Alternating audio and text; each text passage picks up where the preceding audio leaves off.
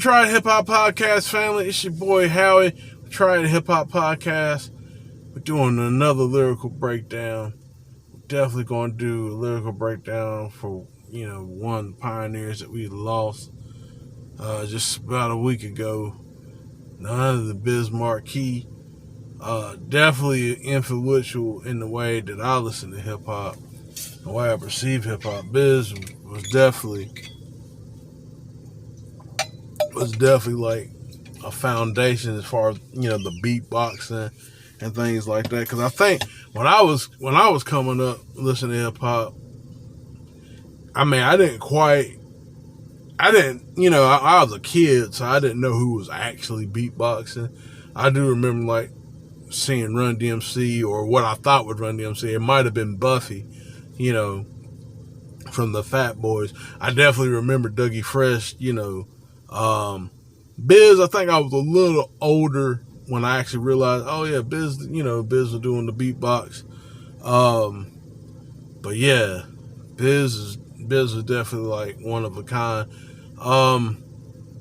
Was he the best lyricist or anything like that? I can't really argue that. Hell of a performer, yes. Definitely knows how to rock a crowd. And we're going to get into one of his lyrics. And if you know, basically this is off the I Need a Haircut album. If you know where I'm going with this song was actually pulled from the album because of the sample dispute due to, I think his name is Gilbert O'Sullivan. The song's called Alone Again. So, and, Biz Markie named it Alone Again. And dope song. If you could find the album, I used to have the album that had that on there. I threw it away because of stuff. I'll get into that later.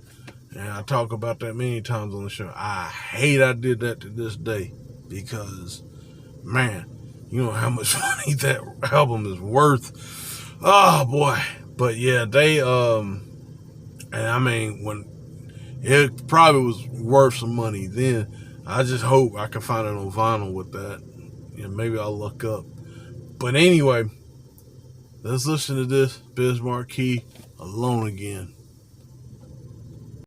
I'm alone again, naturally.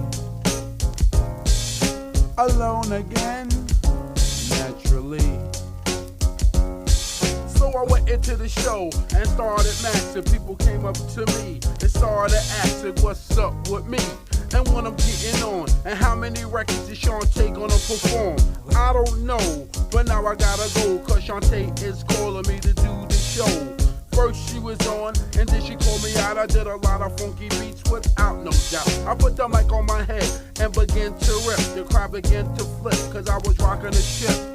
When we was done, I started to laugh. Moms of people come to me for my autograph. After the fun was over, it was time to race. If I was riding, it would be the icing on the cake. As I saw Shantae get into a limo, I had to walk home. I wrote it in my memo. I'm alone again, naturally.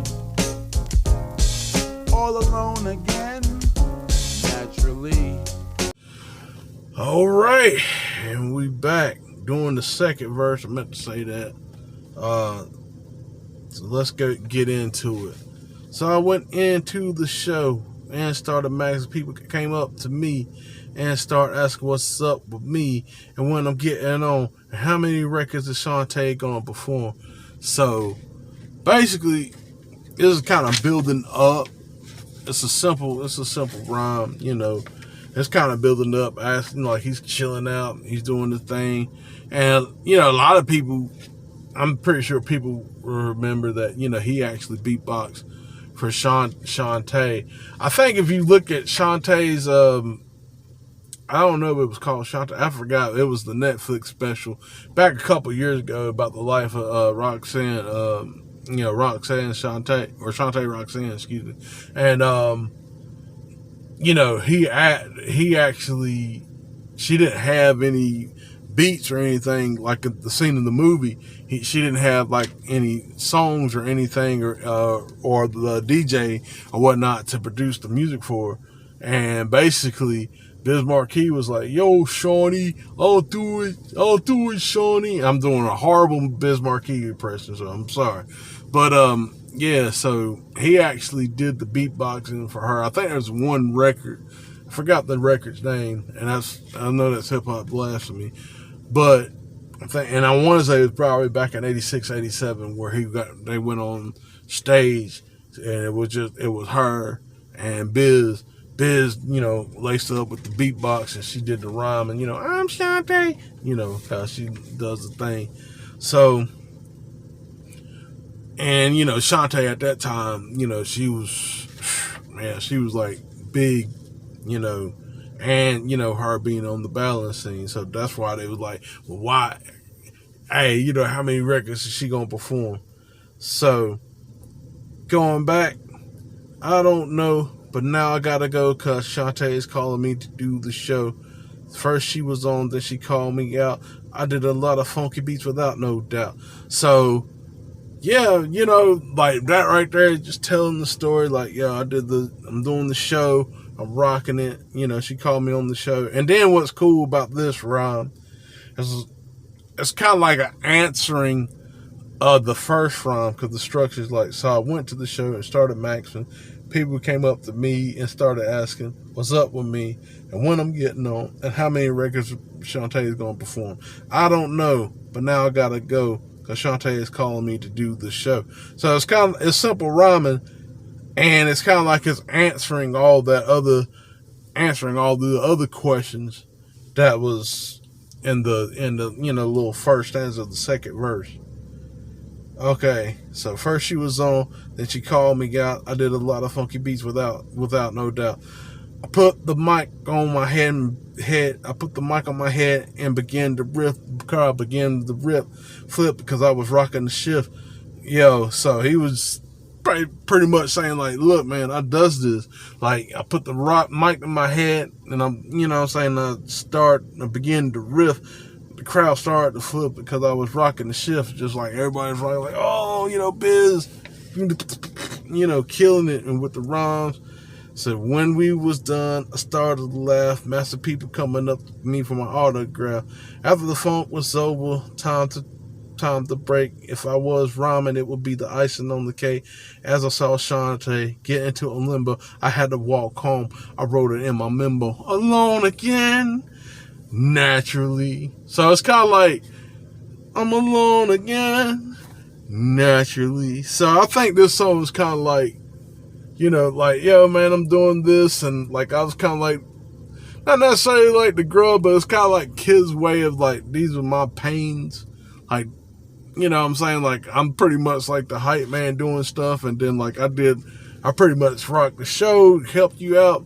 And then it's like, man, like, I had to walk home, but you get to ride because you the star.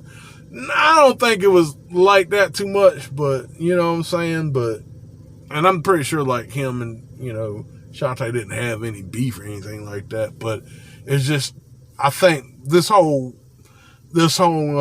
song is like his like pitfalls, and like it kind of make you as the listener kind of feel like, dang, man, they treat this man like a wet food stamp for real. Like, you know what I'm saying? Like, this man was like a wet food stamp for real. They really like, oh yeah, you done with that business? All right, yeah, you can walk home. It was like, so, but yeah, man, just wanted to do that. It's definitely a good song. I really suggest you, if you haven't got this album, I Need a Haircut, man, find it. It's a great album. If you can get his first album, The Business Going Off, I think that's the name of the first album? The Business Going Off. And that one's dope too, but definitely I Need a Haircut. Got some classic beats in there. Definitely got some classic songs in there as well. Anyway, that's enough for me. It's kind of short and sweet. Y'all have a great day. We'll catch up with you on Saturday. And yeah, man, this is how I'm dropping another one. Lyrical Breakdown. Try It Hip Hop Podcast. Peace.